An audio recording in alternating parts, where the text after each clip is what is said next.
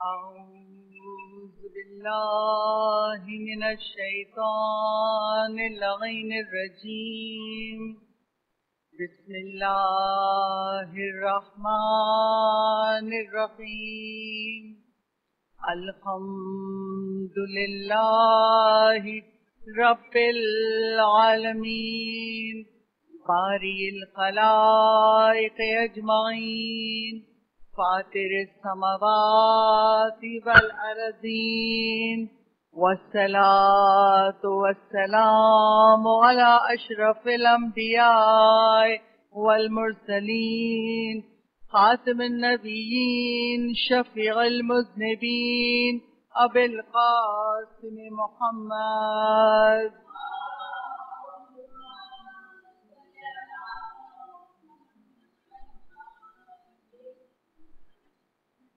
وعلى آله الطيبين الطاهرين المظلومين المعصومين ولعنة الله الدائمة الباقية وعلى أعدائهم وقتلتهم أجمعين من الآن إلى قيام يوم الدين.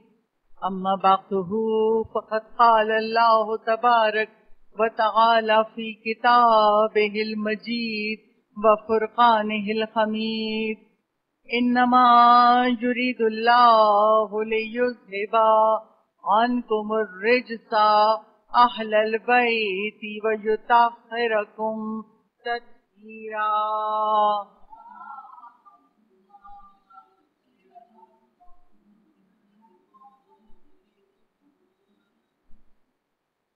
مجلس کی ابتدا میں ہم اور آپ سب مل کر اپنے وقت کے امام کی سلامتی کی دعا پڑھتے ہیں. بسم اللہ الرحمن الرحیم. اللہم کل ولیک الحجۃ ابن الحسن صلواتک علیہ وعلی آبائہ فی هذه الساعة وفي كل ساعة وليا وحافظا وقائدا وناصرا ودليلا وعينا حتى تسكنه أرضك طوعا وتمتعه فيها طويلا. باواز بلند نعرہ صلوات.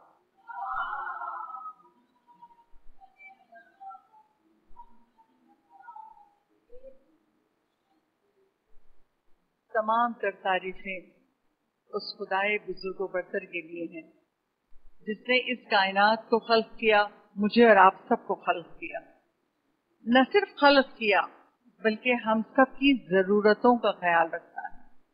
ہم سب کو اپنی رحمتوں سے نواز رہا ہے، اپنی نعمتوں سے، رحمتوں سے، برکتوں سے ہمیں نواز رہا ہے.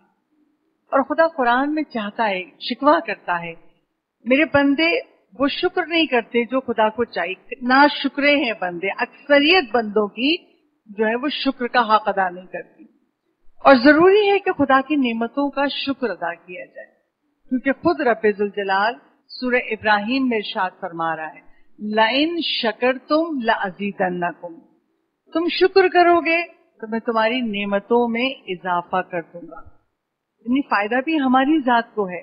اور جب ہم خدا کی اس آیت کو سنتے ہیں کہ اللہ چاہتا ہے کہ ہم شکر ادا کریں، ہماری نعمتوں میں اضافہ ہو جائے، نعمتیں قائم رہیں، تو جو سب سے بڑی نعمت ہے رب ذوالجلال کی، محبت محمد و آل محمد، ہم آج اس نعمت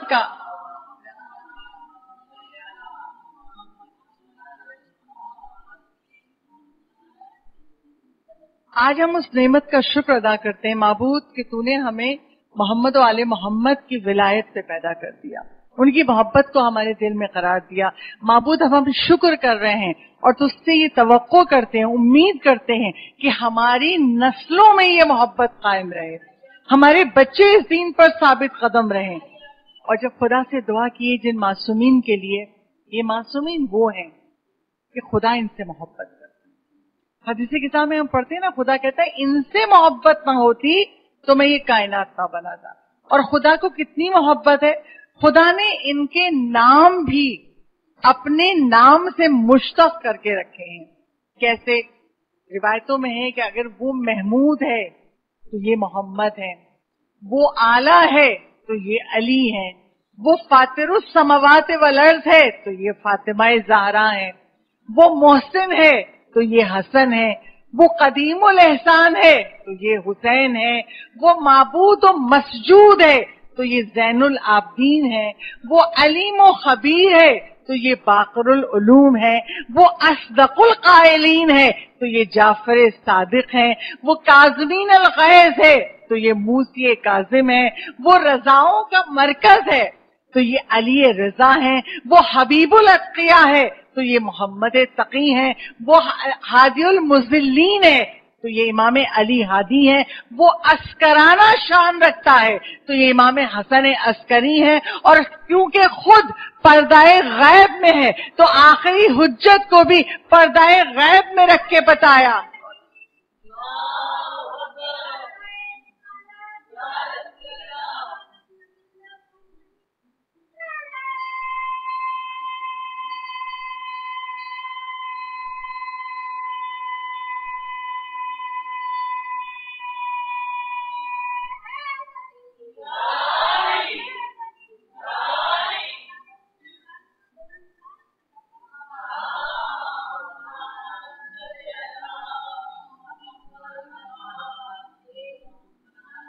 پروردگار عالم نے ان چہردہ معصومین کے اسماء نام اپنے نام سے مشتق کر کے رکھے.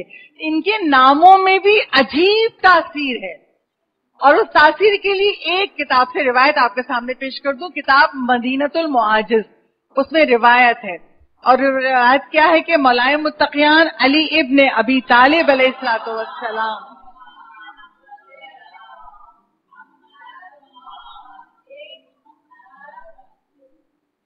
مولائے متقیان بیٹھے اور ایک مرتبہ مولا کے عاشق، مولا کے چاہنے والے عمار یاسر آئے. مولا علی مشکل کشا نے جب عمار یاسر کا چہرہ دیکھا تو چہرہ بڑا غمزدہ، بڑے چہرے پہ فکر تھی. تو مولا پوچھتے عمار کیا ہوا؟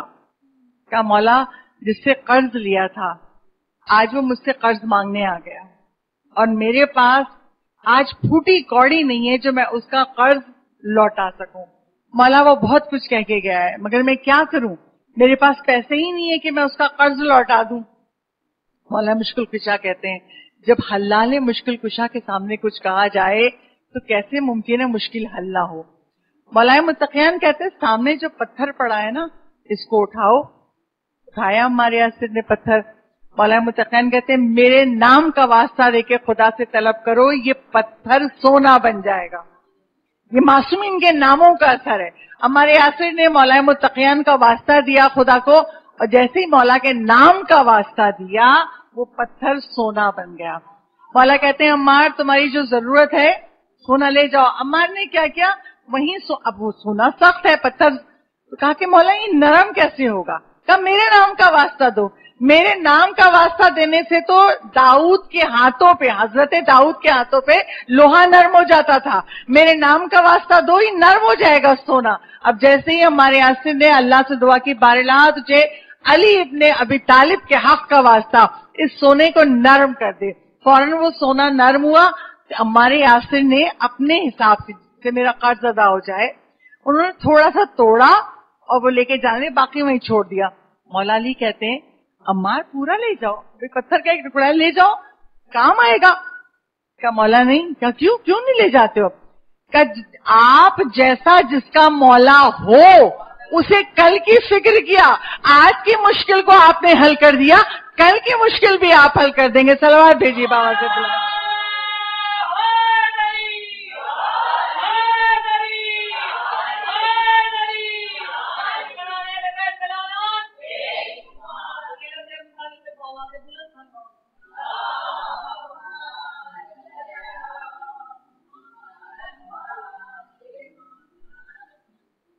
تو یہ ائمہ معصومین ہے کہ ان کے ہوتے ہوئے کل کی فکر کیسی، یہ مددگار تھے مددگار ہیں اور مددگار رہیں گے. اور جب بھی کوئی مشکل میں مبتلا ہو جائے ہم اور آپ تو انہی مولا و آقا کو پکارتے ہیں اور مولا کے وسیلے سے ہماری مشکلیں برطرف ہو جاتی ہیں. آج میں جس دعا پہ بات کرنا چاہ رہی ہوں وہ دعا ہے دعائے فرج. امام زمانہ نے یہ دعا تعلیم کی.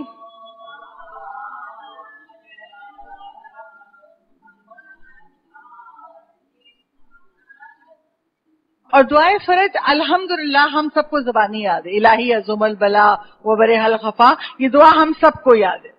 یہ دعائے فرج کیا ہے؟ دیکھیے، فرج کہتے ہیں عربی زبان کا لفظ ہے، اور فرج کہتے ہیں آسانی کو، کشادگی کو، کسی چیز سے آرام مل جانا، نجات مل جانا. یہ دعائے فرج امام زمانہ نے خود تعلیم کی ہے. اچھا، کب تعلیم کی؟ عراق کے قید خانے میں، عراق ملک ہے، اس کے ایک شہر میں قید خانے میں ایک مومن قید تھا اور بہت تڑپ تڑپ کے امام زمانہ کو پکار رہا تھا، مولا میری مشکل حل کریں، بے گناہ مجھے قید کیا گیا ہے. امام زمانہ خواب میں اسے نظر آئے اور امام نے خود یہ دعا تعلیم کی. کہا یہ دعا پڑھو، خدا تمہیں اس تکلیف سے فرج عطا کر دے گا، آسانی عطا کر دے گا. تو یہ دعا، دعائے فرج، خود امام زمانہ نے تعلیم کی. اچھا، اب دعائے فرج امام زمانہ تعلیم کی. اس میں سب سے پہلا جو اعتراض ہوتا ہے جب دعا پڑھی جاتی ہے ہمارے معاشرے میں، وہ یہ کہ اس دعا کے جو جملے ہیں وہ بہت سخت ہیں. کیسے سخت ہے؟ کہا آپ دعا کے ابتدائی جملے دیکھیں، ہم کہتے ہیں امیدیں ٹوٹ گئی ہیں، زمین تنگ ہو گئی ہے، آسمان نے رحمتیں روک لی ہیں. تو اللہ کا شکر ہے ہم پر تو ایسے حالات نہیں ہیں. اللہ کا شکر ہے ہاں کچھ پریشانیاں ہوتی ہیں، مگر ایسی نہیں ہے کہ ہم ان جملوں سے اللہ کو پکاریں. دیکھیے، اللہ نے ایک سلیقہ ہمیں سورہ الحمد میں سکھایا ہے. پڑھتے ہم اور آپ سب پانچوں وقت کی نماز میں، ہاں 10 دفعہ روز پڑھتے ہیں الحمد، کبھی غور نہیں کرتے. سورہ الحمد میں ہم کہتے ہیں ایاک نعبد و ایاک نستعین. ترجمہ کیا ہے؟ ہم فقط تیری عبادت کرتے ہیں اور تجھ سے ہی مدد مانگتے ہیں. ہم، یہ نہیں ہے، صیغہ جمع ہے. یہ نہیں کہا میں فقط تیری عبادت کرتی ہوں، تجھ سے مدد مانگتی ہوں. نماز تو میں پڑھ رہی ہوں نا، سورہ الحمد تو میں پڑھ رہی ہوں نا، مگر اللہ نے وہاں پہ میں نہیں کہا. واحد کا صیغہ نہیں ہے، جمع کا. صرف اپنی فکر نہ کرو، تمام مومنوں کی، تمام مسلمانوں کی فکر کرو. جب اللہ سے مانگو تو ہم کہہ کے مانگو. اب ہم پڑھتے ضرور ہے الحمد، مگر کبھی غور نہیں کرتے اللہ نے کیوں کہا. اور یہی جملہ امام زمانہ علیہ الصلوۃ والسلام نے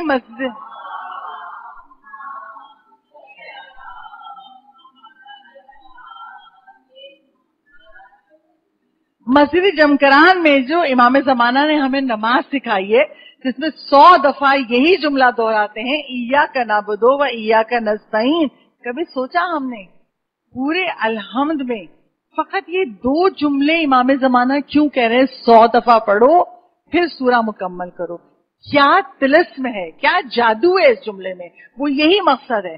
جب پڑھ رہے ہو ایاک نعبد و ایاک نستعین، ایاک نعبد، تو غور تو کرو امام زمانہ نے کیوں کہا. اس کی ایک وجہ میں آپ کے سامنے آج بیان کر رہی ہوں کہ ہم کا تصور دیا، اجتماع کا تصور دیا. فقط میں نہ رہو. جب تک کہ تمہاری میں رہے گی بس میں ٹھیک رہوں، میرے بچے، میرا شوہر، نہیں. اسلام کہتا ہے ہم کہہ کے، سب کے لیے. جب تم سب کے لیے دعا مانگو گے آخر میں اپنے لیے، تمہاری دعا سب سے پہلے قبول ہوگی، کیونکہ تمہاری دعا فرشتے مانگتے ہیں. اللہ میاں یہ شخص اتنا پریشان ہے. اچھا ہم پریکٹیکلی کیسے کریں؟ سنتے تو ہیں مجلسوں میں برسوں سے سن رہے ہیں، مگر پریکٹیکلی نہیں کرتے. کریں کیا؟ کسی کو کوئی تکلیف، کسی کا بچہ بے روزگار ہے، اب آپ نے دعا مانگنی شروع کی. اب آپ ذہن میں لائیے میری طرح کس کس کے بچے بے روزگار ہیں. پڑوس میں کوئی ہے، رشتہ داروں میں کوئی ہے، دوستوں میں کوئی جاننے والا ہے. پہلے آپ ان کا نام لیں، باراللہ ان کے بچے کو روزگار مل جائے، ان کی کشائش ہو جائے. جب سب کے نام لے لیے پھر اپنے بچے کا، خدایا میرے بچے کا بھی رزق کشادہ کر دے. جب آپ مصیبت میں ہیں، بچے کا روزگار نہیں ہے، مگر پہلے دوسروں کے نام لے رہے ہیں، تو عرش پر ملائکہ کہتے ہیں باراللہ یہ خود تکلیف میں ہے، مگر پہلے دوسروں کے نام لے رہا ہے پھر اپنی تکلیف کہہ رہا ہے. ہم اس کے لیے دعا کرتے ہیں. اب بتائیے ہماری دعا ملائکہ کریں، ہم دوسروں کے لیے اگر پہلے دعا کریں تو دعا پہلے کس کی قبول ہوگی؟ ملائکہ کی. ملائکہ پہ گناہ کا بوجھ نہیں ہے، ہم پہ تو گناہوں کا بوجھ ہے جو دعا کی قبولیت میں رکاوٹ بن جاتا ہے. تو اب یہاں سے سنیے، ایاک نعبد و ایاک نستعین سب کے لیے مانگو. تو اب جو لوگ کہتے ہیں کہ ہم پہ اتنی مشکل تو نہیں، ہم دعائے فرض کیوں پڑھے؟ کیا آپ کے فیملی میں کوئی پریشان حال نہیں ہے؟ کیا آپ کے محلے میں کوئی پریشان حال نہیں ہے؟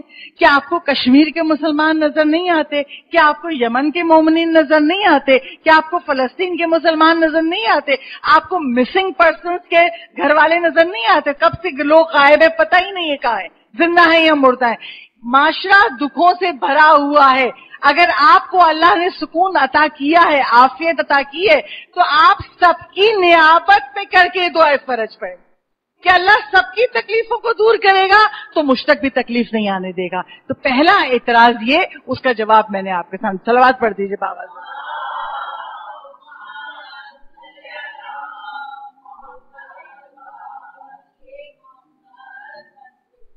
اب آئیے دعائے فرض شروع کرتے ہیں. امام زمانہ نے یہ دعا سکھائی تو اس دعا کے ذریعے ہمیں کیا پیغام دیا؟ آئیے اس کے ایک ایک لفظ سے بڑھیں گے انشاءاللہ. آج مکمل نہیں ہوگی تو انشاءاللہ 20ویں کی مجلس میں اس کو مکمل کریں گے. بسم اللہ الرحمن الرحیم. الہی عظم البلا. سب سے پہلے اللہ کو پکارا. الہی، اللہ بلائیں عظیم ہو گئی ہیں. الہی عظم البلا، بلائیں عظیم ہو گئی ہیں. جب کوئی پریشانی میں ہوتا ہے، ہر شخص کو اپنی پریشانی تو نظر آ رہی ہے، دوسروں کی پریشانی کے بارے میں نہیں پتا ہے، تو ہر شخص سمجھتا ہے جتنا میں پریشان ہوں اتنا کوئی نہیں ہوگا. یقین جانیے. اور کبھی کبھی تو ایسا ہوا، میں ایک مومنہ کا آپ کو تجربہ بتاؤں، کبھی کبھی ایسا ہوا کہ حرم میں کھڑے ہیں، بہت تڑپ کے دعا کر رہے ہیں. ایک مومنہ نے مجھ سے کہا حضرت عباس کے حرم میں کھڑی ہوئی زاروں قطار رو رہی تھی، اپنے بچے کی صحت کی دعا کر رہی تھی. دعا کرتے کرتے رو کے مولا آپ سب کی سنتے، میں سنتے. کہا جیسی نظر اٹھائی تو میرے بچے سے زیادہ جوان، زیادہ خوبصورت اور اتنا بیمار تھا کہ وہ اپنے جسم کو حرکت نہیں دے سکتا تھا. اس کی ماں، اس کی باپ، اس کی بہن اس کو اٹھا کے لائے تھے. تو مولا نے فوراً دکھا دیا، تم سمجھتی ہو صرف تمہارے دکھ ہے، اوروں کے دکھ بھی ہیں. تو انسان جب اپنا دکھ مانگتا ہے نا تو کسی طرح بہت بڑی مصیبت میں. تو مولا نے کہا، اب امام زمانہ ہمیں کیا سکھا رہے ہیں؟ اللہ کے سامنے اپنی مصیبتیں بیان کرو. بے شک وہ دیکھ رہا ہے، وہ سن رہا ہے، مگر بہت ساری چیزیں مانگنے سے مشروط ہوتی ہیں. اللہ نے ہماری تقدیر میں لکھ دیا ہوتا ہے یہ مانگے گا کچھ چیزیں، یہ مانگے گا تو عطا کر دوں گا، اور یہ نہیں مانگے گا تو نہیں دوں گا. تو امام زمانہ نے پہلی چیز کیا سکھائی؟ اپنی مصیبت خدا کے سامنے بیان کرو. الہی عظم البلا، مصیبت عظیم ہو گئی. عظم البلا و بریح الخفا. بریح الخفا، پوشیدہ چیزیں ظاہر ہو گئی ہیں. خفا پوشیدہ. اچھا پوشیدہ چیزیں کیا؟ گناہ ہماری نظروں میں ہیں، کوئی اور نہیں جانتا، پوشیدہ ہیں. اگر ہم نے کبھی کسی کا دل دکھایا، کبھی جھوٹ بولا کچھ، تو یہ ہم جانتے ہیں، دوسرے کو نہیں پتا نا. اب وہ کہہ رہا ہے باراللہ بلا عظیم ہو گئی ہے، میری پوشیدہ باتیں لوگوں پہ کھل گئی ہیں. اب چاہے وہ گناہ کسی پر کھل گیا ہو، یا کبھی سفید پوش لوگ جن کے پاس وسائل کم ہوتے ہیں اپنی غربت کو چھپا کے رکھتے ہیں، اور اگر کسی پہ راز کھل گیا تو وہ اس کے لیے مر جانے کے مقام ہے کہ میری یہ مفلسی دوسرے پہ کھل کیسے گئی. تو پتا کیا چلا؟ اب وہ اللہ سے کرے الہی عظم البلا وبرح الخفا، اب میری چھپی ہوئی چیزیں کھل گئی ہیں. اب چاہے وہ گناہ ہو، چاہے مصیبتیں ہو، چاہے کوئی بات بھی ہو، اب میری کھلی ہوئی چیزیں کھل گئی ہیں. تیسرا جملہ وانکشف الغطاء، پردے چھٹ گئے.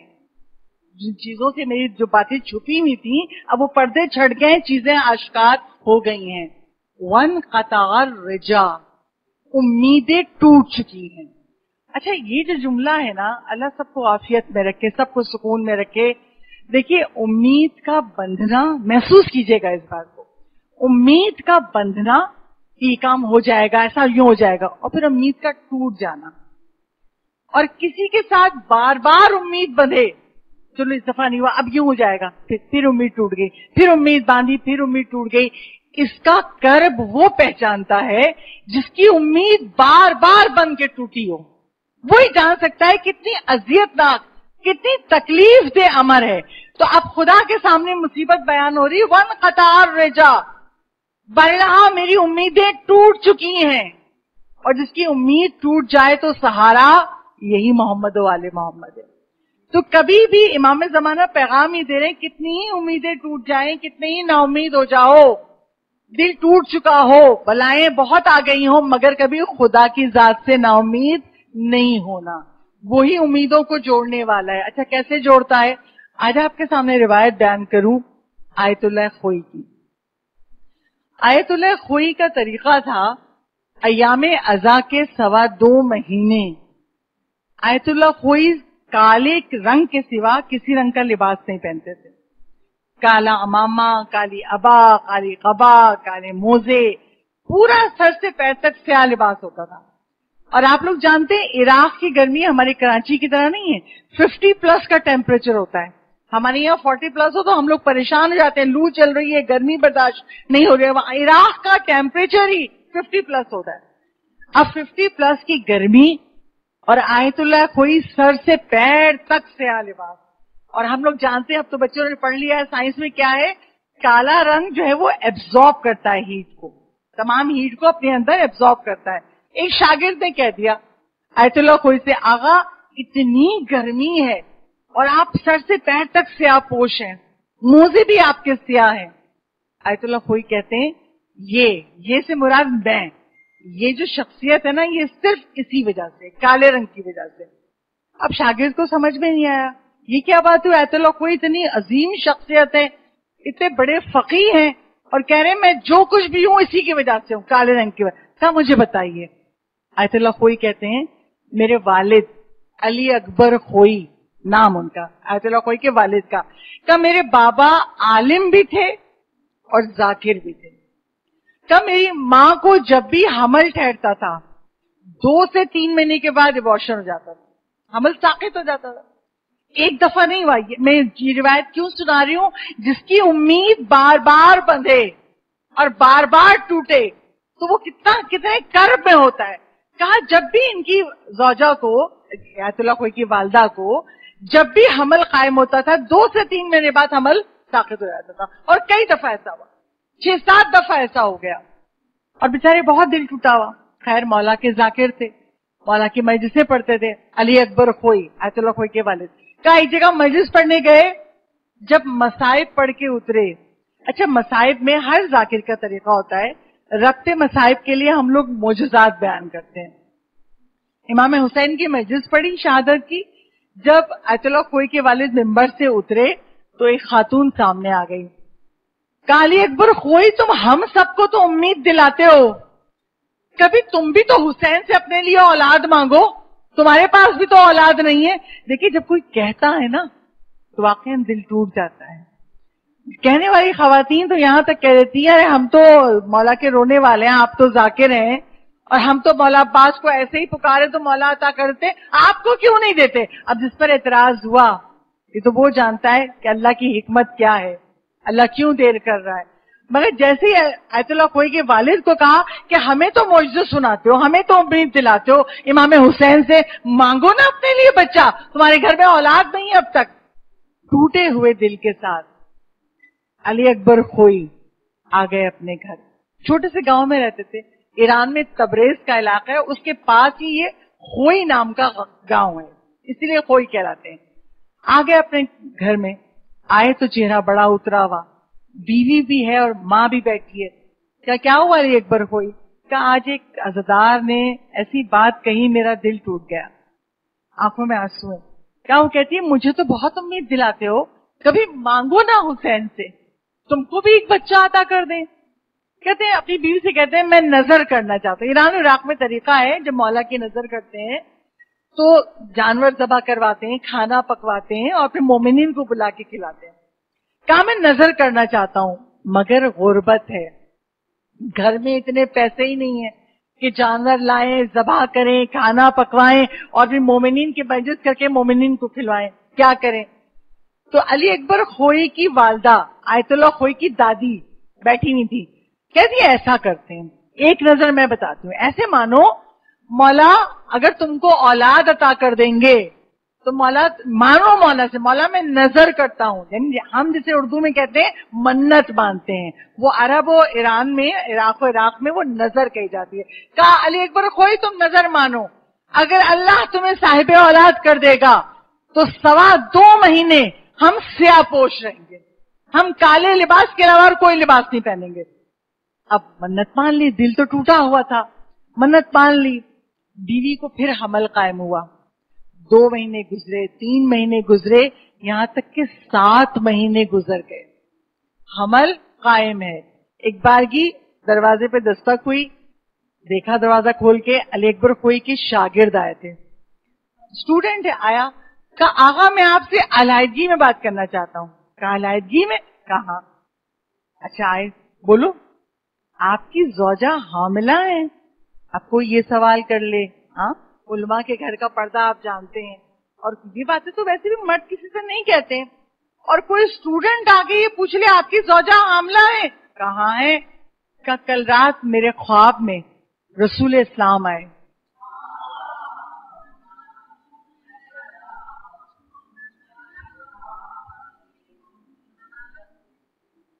میرے خواب میں رسول اسلام آئے اور مجھ سے کہا علی اکبر خوئی کے پاس جا کر کہو تم نے ہمارے بچے کی عزا میں سیاہ پوش رہنے کی منت مانی ہے، میں تمہارے بچے کی حفاظت کروں گا، اسے طول عمر دوں گا اور اسے فقیہ بنا دوں گا۔ یہ پیغام رسول کا دے کے گئے، اور پھر واقعی پورے منث کے بعد پیدائش ہوئی آیت اللہ خوئی کی، اور آج ساری دنیا جانتی ہے جیسے وہ فقیہ تھے کہ عالم کہلائے، اس منزلت پہ اور کوئی نہیں پہنچ سکا۔ صلوات بھیج دیجیے بابا سے۔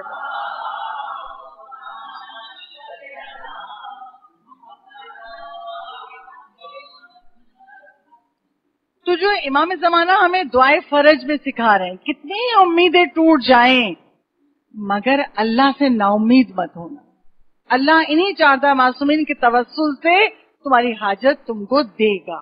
وانقطع الرجا وضاقت الارض ومنعت السماء، ضاقت الارض اللہ زمین تنگ ہو گئی ہے، ومنعت السماء آسمان رحمتیں نازل نہیں کر رہا، روک دیا گیا ہے، وضاقت الارض ومنعت السماء انت المستعان وإلیک المشتکا، مستعان نستعین سے نکلا ہے، ابھی میں نے بیان کیا نا، نستعین یعنی اللہ سے مدد مانگنا، تو اب امام زمانہ دعائے فرج میں سکھا رہے ہیں انت المستعان، مدد کرنے والا صرف تو ہی ہے، انت المستعان وإلیک المشتکا، اور تجھ سے ہی شکایت کر رہا ہوں، تیری بارگاہ میں شکایت لے کر آیا ہوں۔ امام زمانہ میں دعا کرنا بتا رہے ہیں، اللہ سے ایسے مانگو۔ اچھا اب تجھ پر ہی امید ہے اور خدا تو ہی مدد کرنے والا ہے۔ اچھا یہ تو ہی مدد کرنے والا ہے، اس کا کیا مطلب ہے؟ امام زمانہ نے ایک اور پیغام دیا، کبھی بھی یہ تصور مت کرنا، دیکھیں جب انسان پریشان ہوتا ہے نا تو کوئی کہتا فلاں کے پاس بڑا علم، وہاں جاؤ وہ بتائیں گے، فلاں کے پاس فلاں گئے تھے یہ ہو گیا آپ بھی جائیے، پتہ نہیں کسی نے کیا کرا دی، یہ ہم عورتوں کی سائیکالوجی ہے، پتہ نہیں کسی نے کیا کروا دیا، یوں ہو گیا ایسے ہو گیا۔ امام زمانہ سکھا رہے ہیں انت المستعان، کچھ بھی ہو گیا انت المستعان، تو ہی مدد کرنے والا ہے، اس کائنات کا ایک پتا نہیں ہل سکتا اگر خدا کی اجازت نہ ہو۔ جب یہ ایمان ہے تو یقین خدا پہ کیوں نہیں ہے؟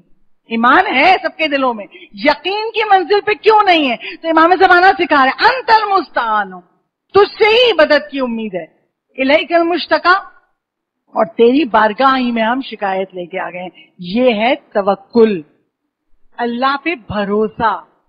توکل کیا ہے؟ پہلے قرآن کی آیت پیش کر دو۔ قرآن پاک میں سورہ طلاق اور سورہ طلاق کی 3 آیت میں پروردگار عالم ارشاد فرما رہا ہے وَمَن يَتَوَكَّلْ عَلَى اللَّهِ فَهُوَ حَسْبُهُ، وَمَن يَتَوَكَّلْ جو بھروسہ کرے، توکل کر لے علی اللہ، اللہ کے اوپر، وَمَن يَتَوَكَّلْ عَلَى اللَّهِ فَهُوَ حَسْبُهُ جو اللہ پر توکل کر لیتا ہے اللہ اس کے لیے کافی ہو جاتا ہے۔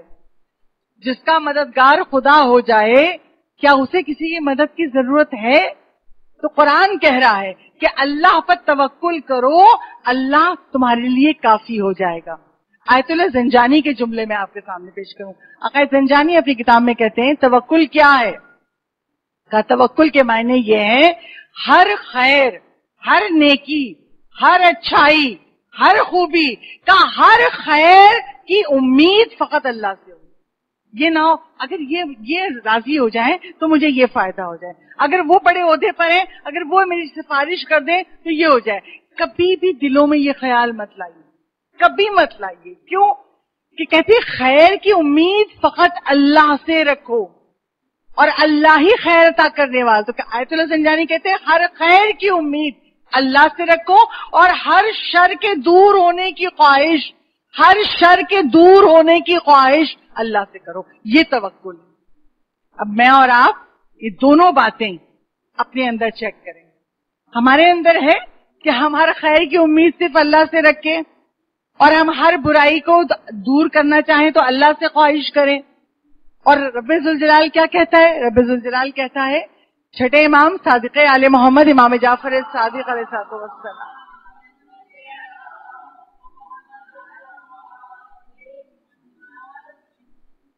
چھٹے امام ارشاد فرماتے ہیں رب ذوالجلال حدیث قدسی میں ارشاد فرما رہا ہے میرا جو بندہ مخلوق سے تعلق توڑ کے میری طرف آ جاتا ہے، مجھ سے امید لگاتا ہے، اگر زمین و آسمان، زمین کتنی بڑی ہے، آسمان کتنا بڑا ہے، آسمان کی تہوں میں کیا ہے، زمین کی تہوں میں کیا ہم نہیں جانتے. ہاں، اور خدا کہہ رہا ہے اگر زمین و آسمان مل کر بھی اس کے لیے سازش کریں تو میں اس کو نجات دے دوں گا.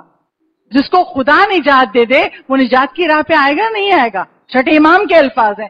خدا کہتا ہے صرف مجھ پر بھروسہ کرے، زمین و آسمان اس کے خلاف ہو جائیں میں اس کو نجات دوں گا، اور جو مجھے چھوڑ کے کسی اور سے امید لگائے گا اس کی امید میں توڑ دوں گا، میں توڑ دوں گا. اور جب اس کی امید توڑ دیں گے تو اب کوئی ہے اس کی امید پوری کرنے والا. اچھا بچوں کو کیسے سکھائیں؟ بچوں کو تو ہم نے حدیث سکھا دی کہ بھئی دیکھو کسی بندے سے امید نہیں لگانا، اللہ امید توڑ دیتا ہے اور امید فقط اللہ سے ہو. بچوں کو پریکٹس جو میں نے اپنے بچوں سے کروائی، جب میرے بچے چھوٹے تھے تو ہوتا یہ تھا کہ میری ایک بہن ہے، جب امام کی ولادت ہو کچھ ہو تو اس کے گھر سے کیک آ رہا ہے، کوئی نیاز آ رہی ہے. اب جب آتی رہتی ہے تو اب میرے بچوں کو نہیں آج امام کی ولادت ہے، آج کو آنٹی گھر سے آئے گا.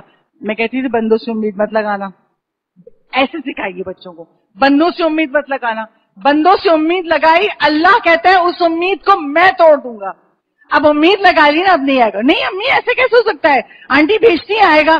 میں کہہ رہی ہوں نہیں آئے گا. اور واقعی جب بندے سے امید لگائی پتہ چلا اس کی گاڑی خراب ہو گئی یا اس کا ڈرائیور نہیں آیا. اللہ کے لفظ سچے ہیں. اور اگر خدا سے امید لگائی کہ خدا تو کسی وسیلے سے نیاز بھیجتا ہے تو اللہ سے امید لگاؤ گے تو پوری ہوگی. بندوں سے آج میرے بچوں کو یہ حدیث یاد ہے کیونکہ بچپن میں جب بھی کبھی ایسا ہو، یہ ہم ماؤں کا فرض ہے ہم ان مثالوں سے بچوں کو سمجھائیں کسی غیر سے امید مت لگانا. لگاؤ گے تو خدا توڑ دے گا، اور اگر خدا سے لگاؤ گے ناممکن ہوگا تو ہو جائے گا. اچھا ایک اعتراض ہم شیعان حیدر کرار پر لوگ کرتے ہیں. آپ لوگ کہتے تو ہیں کہ اللہ پہ بھروسہ کرو، اللہ پہ توکل کرو، یا علی مدد کیوں کہتے ہو، یا امام حسین کی مدد کیوں مانگتے ہو، یا عباس کیوں کہتے ہو، کیوں پکارتے ہیں ان لوگوں کو؟ چھوٹی سی مثال دوں، میری نہیں ایک عالم کی مثال، آقا زنجانی کی. آقا زنجانی کہتے ہیں اللہ نے قرآن میں کہا، چھوٹی سی مثال، وَأَقِیمُوا الصَّلَاةَ، کیا ترجمہ ہے؟ وَأَقِیمُوا الصَّلَاةَ، نماز قائم کرو.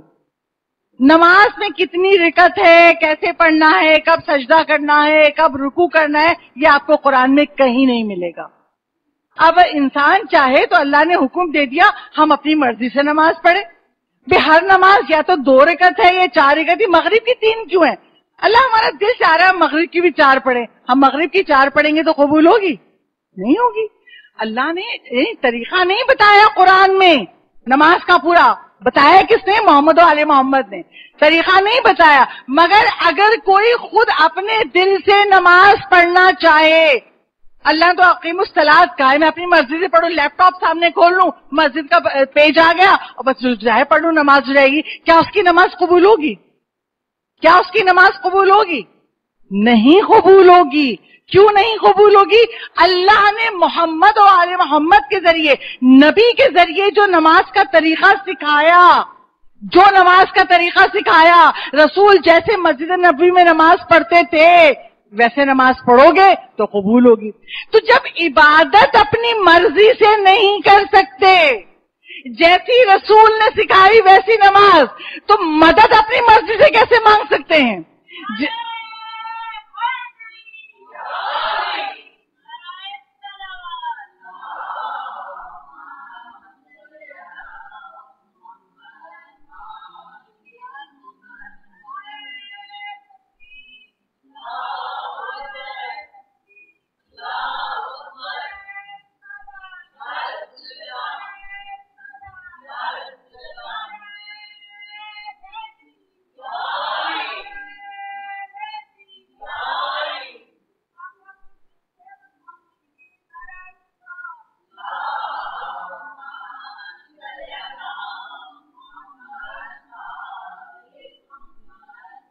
تو جب عبادت اپنی مرضی سے نہیں کر سکتے، جو طریقہ رسول نے بتایا وہ، تو مدد اپنی مرضی سے کیسے مانگ لیں گے؟ اتنی بڑی خدا کی ذات میں ہم جو چاہے مانگ لیں؟ نہیں، جنہیں اللہ نے وسیلہ بنایا۔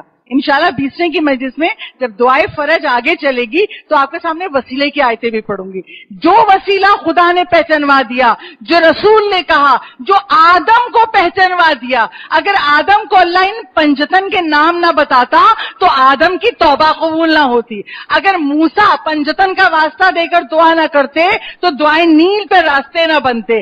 اگر ابراہیم پنجتن کا واسطہ دے کے دعا نہ کرتے تو آگ گلزار نہ ہوتی۔ تو جو معصومین کو اللہ نے وسیلہ بنایا، ہم ان کو ہی وسیلہ بناتے ہیں۔ تو یا علی مدد کہنا، یا مولا مدد کہنا، یا عباس ابو الفضل عباس مدد کریں، یہ کہنا حق ہے، دین پر ہے، رسول کے حکم کے مطابق ہے۔ اچھا، اللہ سے امید رکھیں، اللہ پر بھروسہ کریں، اور اللہ امام وقت کے توسل سے مدد کرتا ہے۔ کیسے؟ میں ایک چھوٹی سی روایت بیان کر دوں۔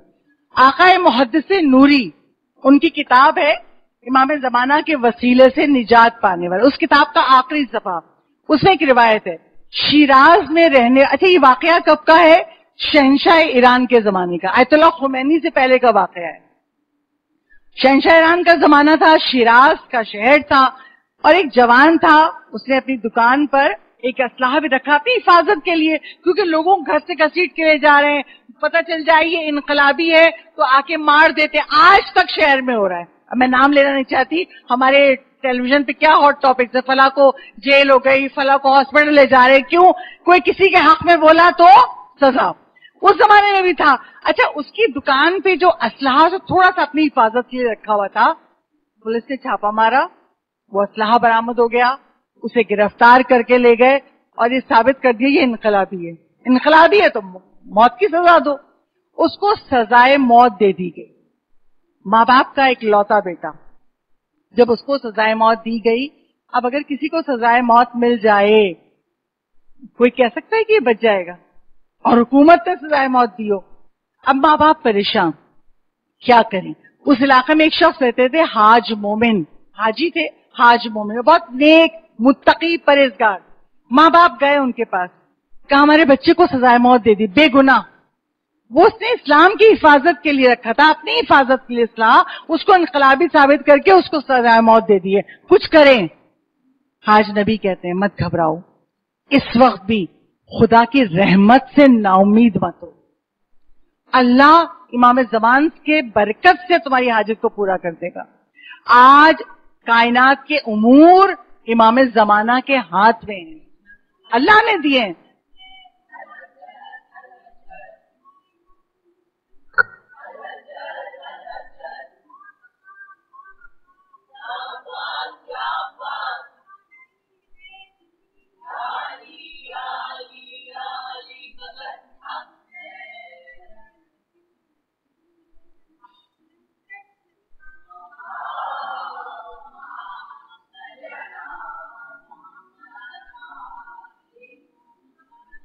وہ حاج مومن کہتے ہیں کہ تم گھبراؤ نہیں، اللہ سے امید رکھو، امام زمانہ کے ہاتھ میں کائنات کے امور ہیں۔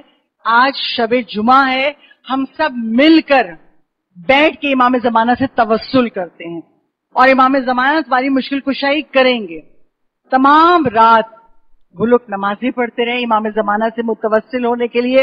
इय्याका नअबुदु व इय्याका नस्तईन वाली 100 दफा जो पढ़ते हैं, ये नमाज पढ़ी, दुआए फर्ज पढ़ी, गिरिया करते रहे, रोते रहे। और अम्मन युजीबुल मुस्तर्रा इज़ा दआ व यक्शफस्सू, सूरह नमल की आयत है। इस आयत को अब सब मिल के पढ़ रहे हैं। तर्जुमा क्या है? जब मुस्तर उसे पुकारे तो वो दुआओं को कबूल करता है। और आप तफसीर पढ़िए, यहां मुस्तर से मुराद इमाम ज़मान है। तफसीर में लिखा है यहां मुस्तर से मुराद इमाम ज़मान। अब ये अम्मन युजीबुल मुस्तर्रा इज़ा दआ व यक्शफस्सू पढ़ते रहे, रोते रहे, गिरिया करते रहे।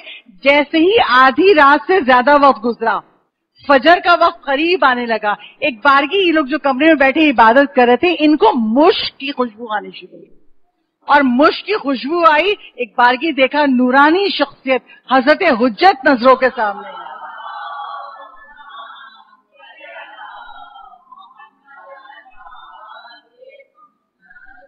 और हजरत हुज्जत माँ बाप को मुखातिब करके कहते हैं, तुम्हारी दुआ अल्लाह की बारगाह में कबूल हो गई है और ना घबराओ, कल सुबह तुम्हारा बच्चा आ जाएगा। इमाम सामने हो, इमाम का कलाम कानों से सुन रहे हो। एक बारगी ऐसे मदहोश हुए माँ बाप, गिरे और बेहोश हो गए। अब जब होश से आंख खुली, नमाज फजर को अदा किया, अब निकले और जेल पहुंचे। और जेल में उसी दिन फांसी देने का वक्त था। जब जेलर के पास पहुंचे तो जेलर कहता है कल रात को इरादा तब्दील कर दिया, उसको आज फांसी नहीं दी जा रही है, इरादा तब्दील कर दिया है और अब उस पर तहकीक हो रही है। उस पर तहकीक होगी, बाद में फैसला होगा। वो बड़े खुश हुए, हमारे बच्चे की फांसी की सजा तो रोक दिया गया है। जैसे ही वो घर आए, कुछ देर बाद उनका बेटा घर आ गया। कहा कैसे? कहा जब तहकीक हुई तो मुझे बेगुनाह पाया और मुझे रिहाई मिल गई। सलावत भेजे बाबा से।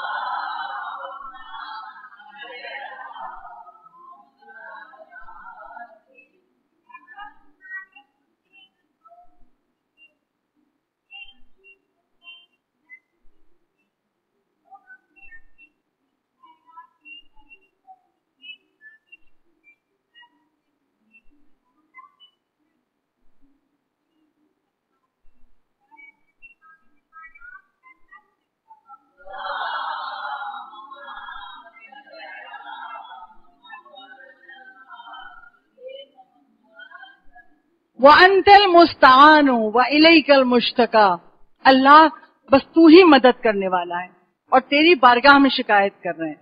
व अलैकल मुअव्वलो फी शिद्दती वर्रखा, अल्लाहुम्मा सल्ली अला मुहम्मदिन व आले मोहम्मद। आज हम दुआए फर्ज में बस यहां तक गुफ्तगू करेंगे। व अलैकल मुअव्वलो बारे लहा, हर सख्ती में, अलैकल मुअव्वलो फी शिद्दती वर्रखा, हर सख्ती में, हर आसानी में बस तू ही है जो मदद करने वाला है। अच्छा, हम कहते तो हैं हर सख्ती और आसानी में वही मदद करने वाला है, मगर हमें खुदा सिर्फ सख्ती में याद आता है। आराम में कौन याद करता है? घर में खुशी आ जाए, शादी का मौका आ जाए, किसको याद रहेगा कि जो लोग शादी में शिरकत करने आ रहे हैं, पहले हम अव्वले वक्त हो सब इकट्ठा नमाज पढ़ें, नमाज़े जमात पढ़ें और फिर दुआ करें दुल्हा दुल्हन के लिए, फिर हम बारात लेके जाएं। किसी को ख्याल नहीं आता। खुशी के मौके पे हमें अल्लाह कहाँ याद आता है? हम जरा सा फंस जाएं तो मुश्किल में। इमाम ज़माना सिखा रहे हैं सिर्फ मुश्किल में नहीं याद करो, खुदा को आसानी में भी याद रखो। परवरदिगार आलम हदीस कुदसी में इरशाद फरमाता है, अगर तुम मुझे नेमतों में याद करोगे, मैं तुम्हें सख्ती में याद करूंगा। जब अगर तुमने मुझे नेमतों में याद किया, अल्लाह का शुक्र अदा करते रहे, अल्लाह का जिक्र करते रहे, जब तुम पर सख्ती आएगी मैं तुम्हें सख्तियों में याद करूंगा। मगर ऐसा होता नहीं। जरा से आराम और साइश की जिंदगी हो तो हम क्या करते हैं, जरा सोचिएगा। क्या करते हैं? दूसरे पे टॉन्टिंग करते हैं। किसी घर गए, कितने गहरे रंग के कर्टन्स लगा दिए, पूरा कमरा अंधेरा हो गया। भाई उसका घर है, वो जिस रंग के पर्दे लगाए उसकी मर्जी है। फला जगह गए, अरे इतना ओल्ड स्टाइल के सोफे रखे थे, ऐसी गरीब तो नहीं लगती, उसकी मर्जी। उसका घर है, वो कैसा भी रखे, आपको बिठाया, इज्जत दी, ये काफी नहीं। यानी हम गम में जाएं, शादी में जाएं, किसी से मिलने जाएं, हम दूसरों पे तंज करते हैं, टॉन्टिंग करते हैं। यानी हमें बड़ा सलीका है, उसके पास तो कोई सलीका ही नहीं है। हम होते कौन है? अपनी मर्जी से अपना घर सजाए, हमने अपनी मर्जी से अपना घर सजाया, मगर हम तंज करते। और ये आदत सिर्फ आज के जमाने में नहीं है, हर जमाने में थी। जरा आराम और सुकून हो, इंसान खुदा से गाफिल हो जाता है। एक आखिरी रिवायत बयान करो, मसाइब से मुत्तसिल हो जाऊं। सैयद ताऊस शियत के बहुत बड़े आलिम। सैयद ताऊस बहुत खूबसूरत थे और खाने के बहुत शौकीन थे। एक बारगी एक साइल आया और कुछ मसले पूछने आए थे। हम लोग उलमा के पास जाते हैं, इस मसले का क्या हाल है, ऐसा हो तो क्या होगा। एक साइल आया और कुछ मसले पूछने थे सैयद ताऊस से। जब पहुंचा तो खाने का वक्त था। सैयद ताऊस के घर पे दस्तरखान लगा था। सैयद ताऊस कहते हैं आओ पहले खाना खा लेते, फिर तुम्हारे सवालों का जवाब दूंगा। दस्तरखान पे खाना लगा और उस दिन खाने में बकरे का भुना हुआ गोश्त था, बेहतरीन रोस्ट किया हुआ बकरे का गोश्त रखा था। खाना खाया सैयद ताऊस ने भी, और उस सवाल जो पूछने आया था उसने भी पेट भर के। जब खाना खा लिया तो दिल में सोच रहा है ये शख्स खाने का इतना शौकीन है, इसे इल्म क्या आता होगा। हमने तो पढ़ा है इल्म जब आता है जब इंसान भूखा प्यासा हो, जो कम खाएगा उसके पास ज्यादा इल्म होगा। तो ये तो खाने का इतना बड़ा शौकीन है, इसके पास इल्म क्या होगा। जब खाना खा लिया, दिल में ख्याल कर रहा है, मुंह से नहीं बोला। जब खाना खा लिया उठ के जाने लगा तो सही था। उसने कहा तुम तो सवाल पूछने आए थे, तुमने सवाल नहीं पूछा। तो कहा हाँ एक सवाल उसने दिया। आप सैयद ताऊस ने, गौर से सुनिएगा, उस एक सवाल के 100 जवाब दिए। पहला जवाब दिया, फिर उसी जवाब को रद्द किया, दूसरा जवाब दिया, फिर दूसरे जवाब को रद्द किया, तीसरा जवाब दिया। जब 100 जवाब दे दिए तो पूछने वाला कहता है इन दलीलों से कायल कर रहे हैं, 100 के 100 जवाब सही नजर आ रहे हैं। तो पूछने वाला कहता है इन जवाबों में से सही जवाब क्या है? का पहला जवाब। और फिर कहते हैं मियां ये इल्म का मैदान है, वो खाने का मैदान था। यानी बता दिया जो तुम दिल में ख्याल रखते हो हम उसे भी जानते हैं। सलवात पढ़ दीजिए बाबा से।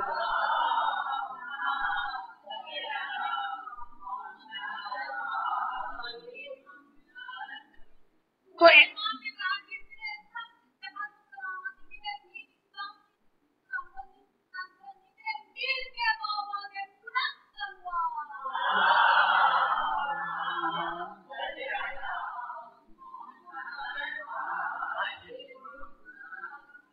उसने तो आलिम के खाने पे इतराज किया था। आज कह रहे होते इस आलिम के पास इतनी अच्छी गाड़ी कैसे आ गई, इस आलिम के पास बड़ा माल आ रहा है।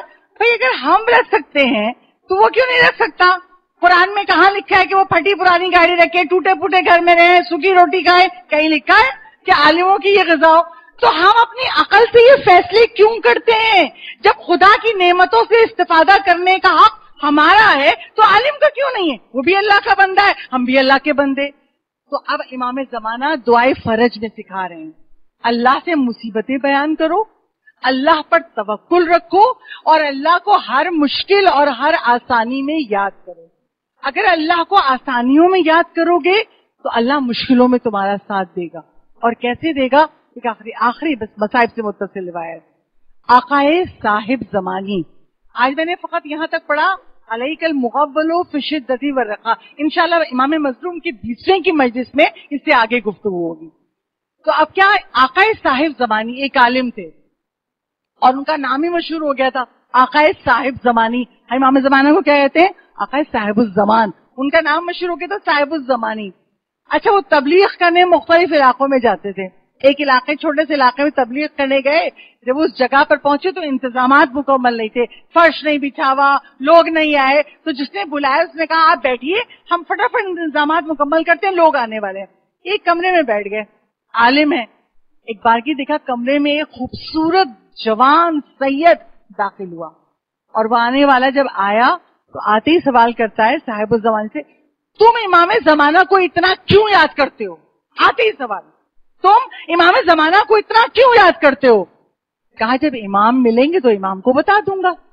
इमाम को याद करता हूं ना, जब इमाम मिलेंगे पूछेंगे तो उनको बता दूंगा। वो आने वाला सैयद जवान कहता है तुम फर्ज करो तुम अपने इमाम के सामने बैठे हो,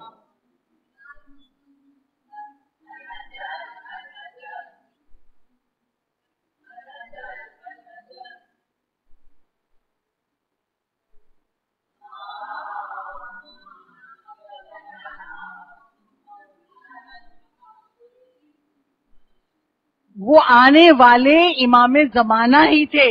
جب کہا تم سمجھو کہ تم امام زمانہ کے سامنے بیٹھے ہو, بتاؤ کیوں پکارتے ہو؟ جب کہا میرے دل کی حالت بدل گئی, اور ایک مرتبہ میرے دل میں خیال آئے یہی امام زمان نہ ہو. میں نے ان کے سامنے اپنی حاجت بیان کی, اور پھر انہوں نے کہا جب بھی حاجت ہو, یہ پیغام ہم سب کے لیے, جب بھی حاجت ہو کہا کرو یا محمد ہو, یا علی ہو, یا فاطمہ ہو, یا صاحب الزمان اغثنی. اس طرح پکارو کہ تمہاری مشکل حل ہو جائے گی. اب یہ عالم تھے, عربی بھی جانتے تھے, تو اب انہوں نے کہا ایسا نہ کریں, بجائے اغثنی کے میں اغثونی کہوں. اغثونی جمع کا صیغہ ہے, اغثنی واحد کا صیغہ ہے. اگر میں اغثونی کہوں کہ سارے معصومین میری مدد کو آئیں, تو کہا نہیں, یہ کہو یا محمد ہو, یا علی ہو, یا فاطمہ ہو, یا صاحب الزمان اغثنی. کہا تم کسی کو بھی پکارو گے, مدد کرنے تمہارے وقت کے امام آتے ہیں. علی کو پکارو گے تو علی کے حکم سے علی کا بیٹا مدد کرنے آئے گا. حضرت حجت کے مقام کو پہچانو, یہ کہہ کے وہ غائب ہو گئے. امام زمان واقعی مدد کرنے آتے ہیں.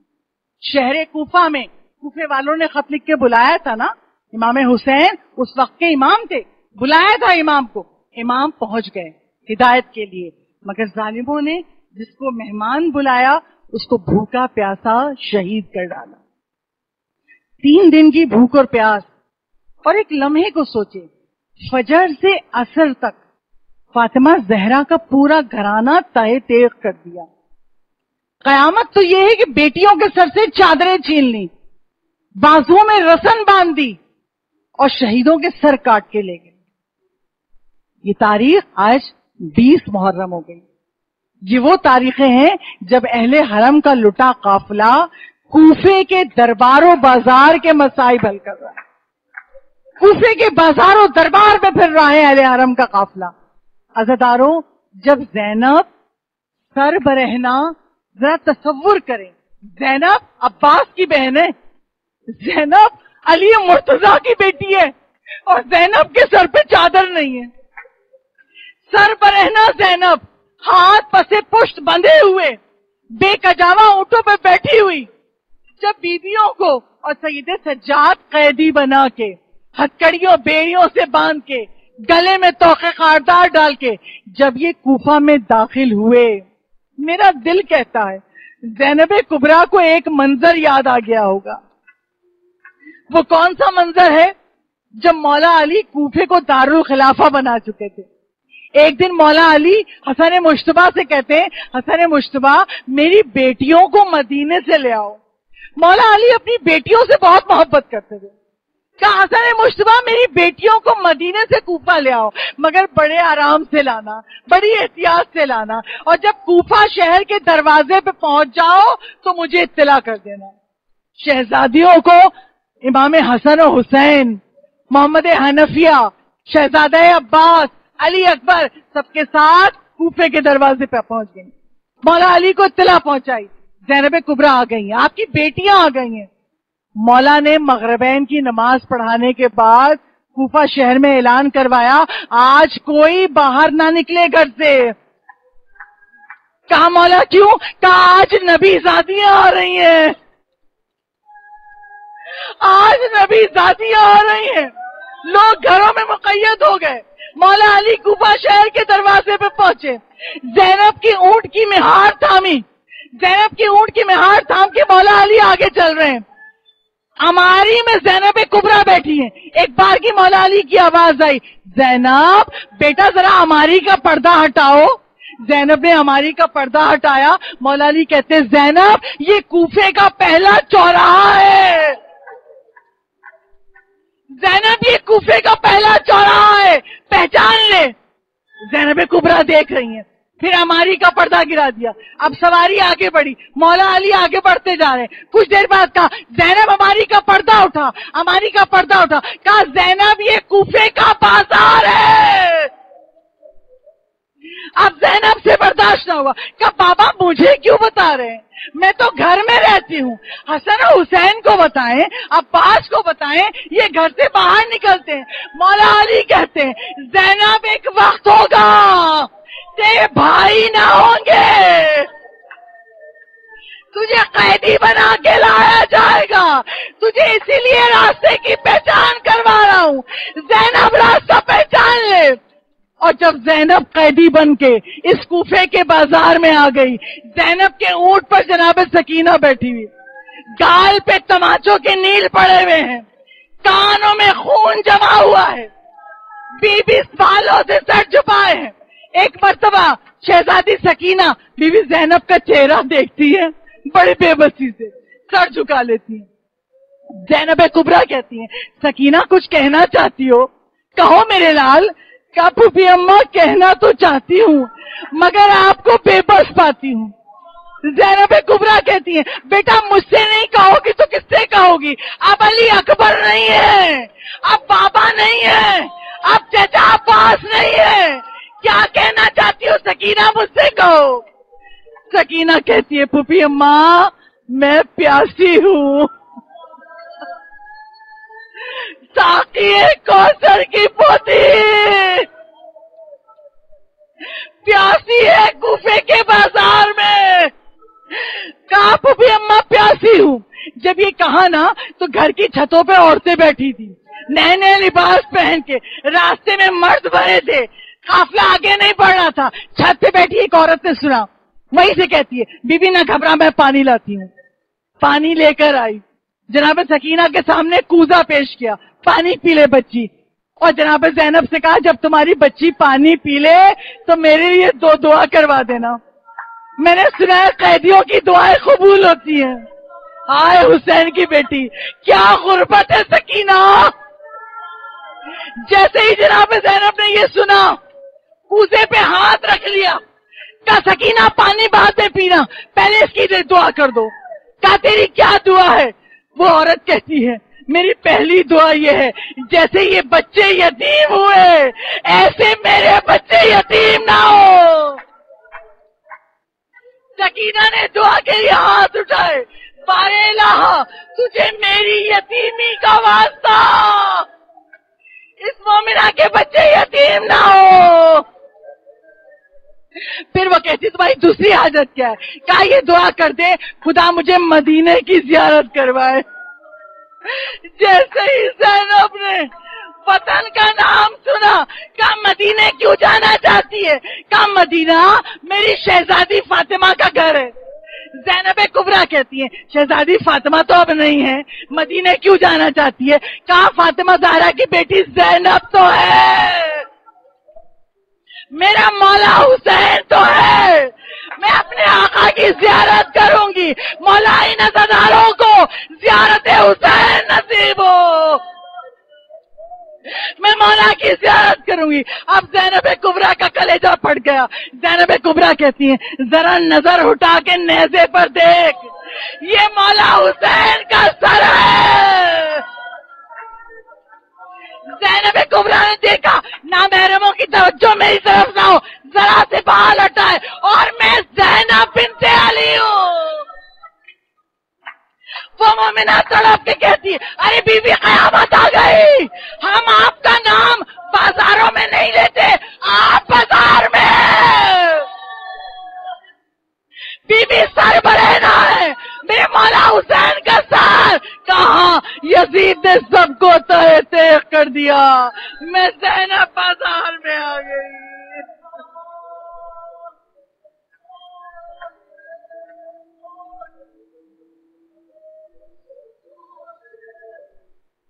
الا لعنت اللہ وعلی القوم الظالمین وسيعلم الذین ظلموا ای منقلب ینقلبون۔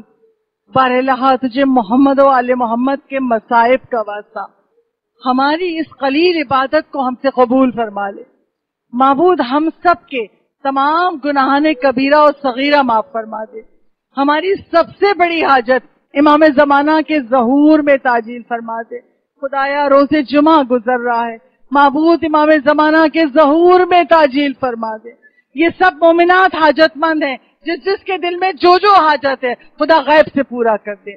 جو لا ولد ہے اسے اولاد عطا کر دے، جو صاحب اولاد اس کی اولاد کو نیک صالح بنا دے، جن کے بچے بڑے ہو گئے ان کو اچھے بر عطا کر دے، جس کا رزق تنگ ہے رزق میں برکت عطا کر دے، جو متمنی حج و زیارات ہے حج و زیارات سے مشرف فرما، جو بیمار ہے تجھے حسین کی بیمار بیٹی فاطمہ صغریٰ کا واسطہ بیماروں کو شفاء کلی عطا فرما، اور معبود مہدی رضا ایک بیمار ہے بہت شدید، خدا اس کو بھی صحت کلی عطا کرے، اور معبود ملک پاکستان کی حفاظت فرما، عزاداری امام حسین کی حفاظت فرما، ہمارے مقدس مقامات کی حفاظت فرما، اور جب امام زمانہ کا ظہور اور امام صدا دیں تو لبیک کہنے والوں میں ہم سب آگے ہوں۔ ربنا تقبل منا انک انت السمیع العلیم۔